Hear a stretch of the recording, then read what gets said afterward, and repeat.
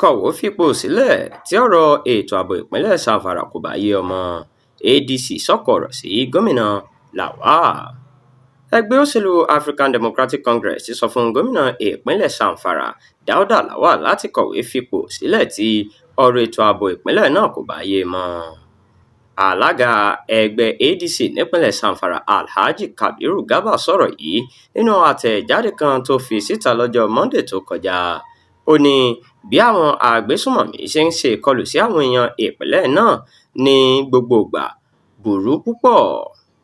Garba ṣàlàyé pé gómìnà Lawal ti kùnà nínú ojúṣe ìpèsè ààbò tó péye fún ẹ̀mí àti dúkìá àwọn aráàlú gẹ́gẹ́ bó ṣe wà nínú ìwé ìbúra tó fọwọ́ sí nígbà tó di gómìnà. Ó ní tí gómìnà náà bá mọ̀ pé nǹkan ti polúkúrúmuṣu mọ́ òun lọ́wọ́ kó tètè kọ̀wé fipò sílẹ̀. Ó tún gba gómìnà yìí nímọ̀ràn láti ṣèpàdé pẹ̀lú àwọn agbésùnmọ̀mí yìí bóyá eléyìí yóò dá àlàáfíà padà ságbègbè náà. Bákan náà ni Garba ké sí ààrẹ Bọ́lá Ahmed Tinubu láti jí gìrì kó sì wá ojútùú sí wàhálà ètò ààbò tó wáyé ní Zamfara àti àwọn ìpínlẹ̀ tó kù káàkiri orílẹ̀-èdè yìí.